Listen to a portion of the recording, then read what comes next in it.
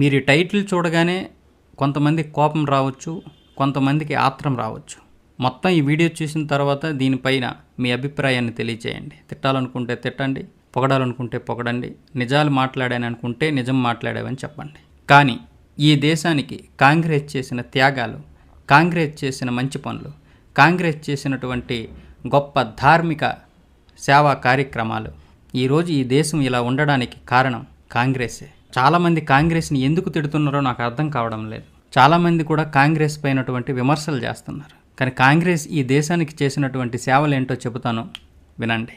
21 లక్షల మంది హిందువులను చంపిన తర్వాత కూడా పాకుకు 65 కోట్ల రూపాయలు ఇచ్చినటువంటి పార్టీ, మత ప్రాతిపదికగా పంపకం చేసినప్పటికీ 7 కోట్ల ముస్లింలను ఈ దేశంలోనే ఉంచినటువంటి పార్టీ, హిందువులు లేని కాశ్మీర్ను తయారు చేసింది, సెక్యులర్ పదాన్ని రాజ్యాంగంలో చేర్పించింది, 8 రాష్ట్రాలలో హిందువులను అల్పసంఖ్యాకులుగా చేసింది, ఏఎంయూలో ముస్లిం పదాన్ని చేర్చింది, బీహెచ్ఈలో హిందూ పదాన్ని చేర్చడానికి వ్యతిరేకించింది, కాశ్మీర్ సమస్యను జటిలం చేసింది, జేకేలో చట్టం నందలి సెక్షన్ 35A 370లను పెట్టింది, పట్టుబడిన 93,000 పాక్ సైనికులను వదిలిపెట్టి జయింపబడిన POKను తిరిగి గిఫ్ట్గా ఇచ్చేసింది, 90,000 స్క్వేర్ కిలోమీటర్లతో పాటు కైలాస మానస సరోవరంను చైనాకు అప్పగించింది, జేకేలో రోహింగ్యాలకు పునరావాసం కల్పించింది, బంగ్లాదేశీ ముస్లింలను దేశంలో చొప్పించి ఓటు బ్యాంకు పెంచుకుంది, ఎన్ఆర్సీని వ్యతిరేకించింది, దేశ ద్రోహులను రక్షించడానికి రాత్రి 2 గంటలకు సుప్రీంకోర్టును తెరిపించింది, 2,700 సిక్కులను హత్యాకాండ చేసింది, దూరదర్శన్లో సత్యం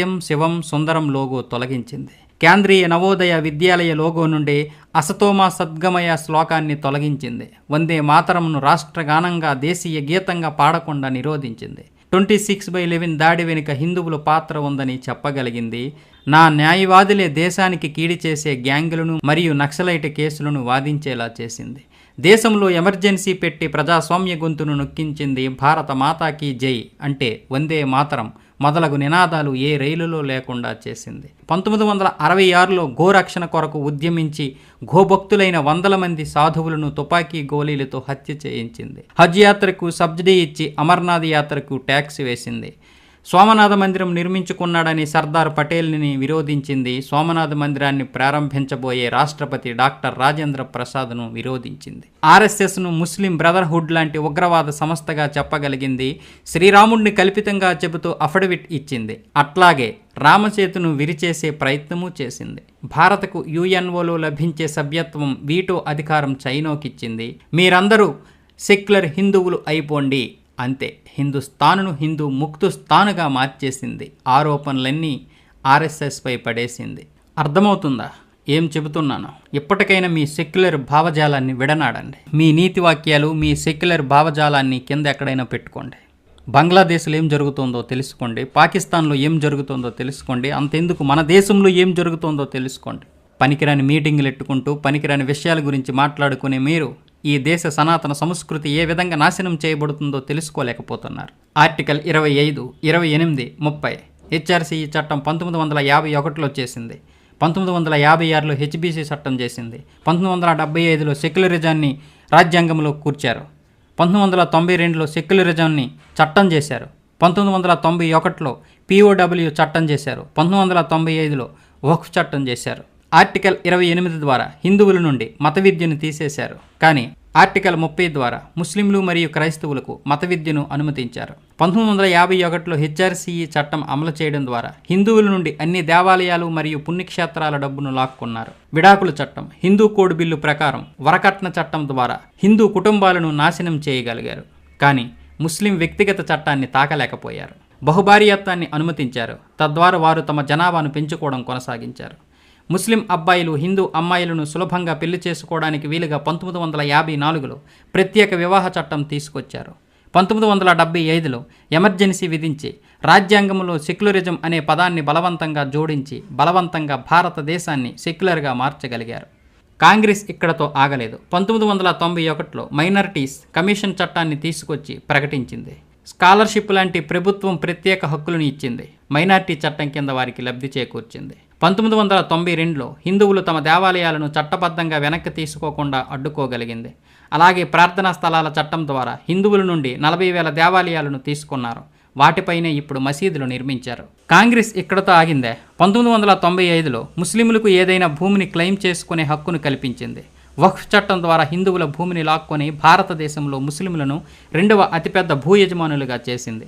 2007లో ఎస్సీలోని రామసేతు అఫిడవిట్లో శ్రీరాముని ఉనికిని తిరస్కరించగలిగింది. అలాగే 2009లో కాంగ్రెస్ కాషాయ తీవ్రవాదం అనే పదాన్ని రూపొందించడం ద్వారా హిందూ మతాన్ని తీవ్రవాద మతంగా ప్రకటించినప్పుడు హిందూ వ్యతిరేక క్రూసెడ్లో పీక్ పాయింట్గా మారింది.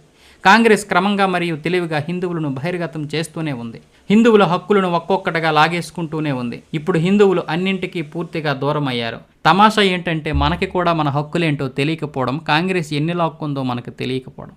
ఎందుకంటే మనం సెక్యులర్లం, మన భావజాలమే అలాంటిది. హిందువులకి సొంత దేవాలయాలు లేవు, వారి స్వంత మత బోధనలు లేవు, వారి భూములు వారి శాశ్వత ఆస్తి కాదు. మరియు హిందువులు ప్రశ్నలు కూడా అడగరు. మసీదులు మరియు చర్చిలు స్వతంత్రమైనవి.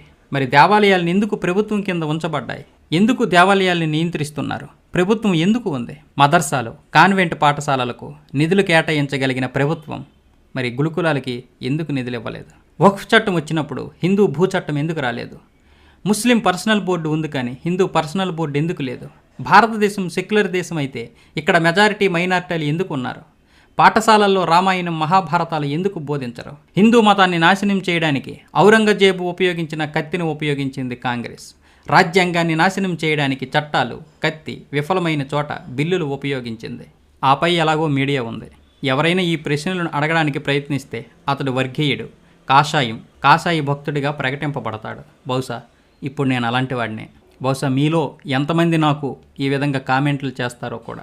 1950 నుండి హిందువులు నెహ్రూ మరియు అతని కుటుంబంచే హింసింపబడ్డారు కాదా? హిందువులు భారీ మూల్యం చెల్లించుకుంటూనే ఉన్నారు. చాలా సంవత్సరాలు కాంగ్రెస్ ప్రభుత్వాల నుండి నష్టపోయారు. హిందువులు బానిస మనస్తత్వం నుండి బయటపడి శివాజీ మరియు మహారాజా ప్రతాప్ సింగ్ లాగా మారాల్సిన సమయం ఇది. హిందువులకు ఇంత కీడు చేసిన ఒక్క పార్టీ కూడా మనకు అవసరమా? నిందల కాంగ్రెస్పై మాత్రమే ఉండకూడదు. రాజకీయ కారణాలతో ఎప్పటికప్పుడు కాంగ్రెస్తో పొత్తు పెట్టుకున్న ప్రాంతీయ పార్టీలు కూడా దోషులే. హిందూ మెజారిటీ దేశంలో ఇదంతా ఎలా జరిగింది? నానక్ ముందు సిక్కు లేడు, యేసు ముందు క్రైస్తవు లేడు, మహమ్మద్కు ముందు ముస్లిం లేడు, ఋషభదేవునికి ముందు జైనుడు లేడు, బుద్ధుడికి ముందు బౌద్ధుడు లేడు, కార్ల్ మార్క్స్ ముందు వామపక్షవాది లేడు. కానీ కృష్ణుడి కంటే ముందు రాముడు ఉన్నాడు, రాముడి కంటే ముందు జమదగ్ని ఉన్నాడు, జమదగ్ని కంటే ముందు అత్రి మహర్షి ఉన్నాడు, అత్రి కంటే ముందు అగత్స్యుడు ఉన్నాడు, అగత్స్యుడి కంటే ముందు పతంజలి ఉంది, పతంజలి కంటే ముందు కనద్ ఉంది, కనద్ కంటే ముందు యాజ్ఞవల్క్యుడు ఉన్నాడు, యాజ్ఞవల్క్యుడి కంటే ముందు సనాతన వేదాలన్నీ ధర్మబద్ధమైనవి ఉన్నాయి. మరి ఇదంతా హిందూ మెజారిటీ దేశంలో ఎలా జరిగింది? ఈ రాజకీయ చదరంగంలో 12 ఎత్తుగడలు చేయబడ్డ ఈ దేశంలో మొట్టమొదటిది మొఘలులు భారతీయులయ్యారు. మరి భారతీయుడు కాఫీర్ అయ్యాడు. ఎందుకయ్యాడు? గియాసుద్దీన్ ఖాన్ మోతీలాల్ అయ్యాడు, జవహర్లాల్ నెహ్రూ అయ్యాడు, ఇందిరాగాంధీ, రాజీవ్ గాంధీ, మైనో గాంధీలు అయ్యారు. మరి భారతీయుడు మూర్ఖుడయ్యాడు. మోమిన్ కాశ్మీరీ అయ్యింది, కాశ్మీరీ పండితులు చరణార్థులయ్యారు.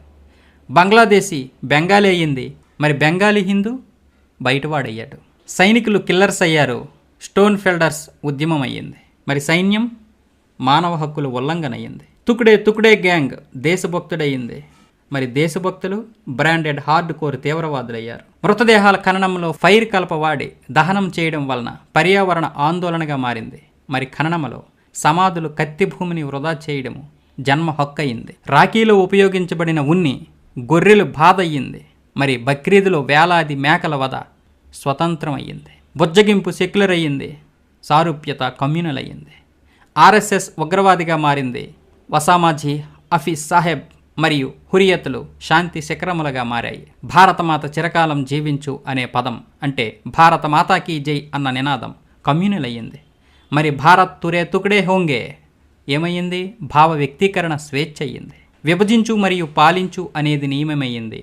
సబ్కా సాత్ సబ్కా వికాస్ అనేది జుమ్లా అయ్యింది. కొంచెం ఆలోచించండి, అర్థం చేసుకోండి. హిందూ మెజారిటీ దేశంలో ఇదంతా ఎలా జరిగింది? సనాతన హిందువులు ఎప్పుడు ముస్లిం దేశానికి పౌరులయ్యారు అది కూడా తెలియదా? ఎందుకంటే మనం నిద్రపోతున్నాం కాబట్టి. మజ్బూర్ హిందూ అయినందుకు నేను మిమ్మల్ని అభ్యర్థిస్తున్నాను. ఏ విధంగా ఈ వీడియోకి 10 మందికి చేరేలా చేస్తారో అది మీ ఇష్టం. చెప్పాలనుకున్నది చెప్పాను, జరుగుతున్నది మాత్రమే చెప్పాను, జరిగింది మాత్రమే చెప్పాను. జరగబోయేది ఏంటో తెలియదు. ఎలాంటి దారుణాలు జరుగుతాయో మీరు పక్కనే ఉన్నటువంటి బంగ్లాదేశ్ను చూడండి, పక్కనే ఉన్నటువంటి పాకిస్తాన్ను చూడండి, ఈ దేశంలో జరుగుతున్న అన్యాయాలను చూడండి. నిజమేంటో మీకు తెలుస్తుంది.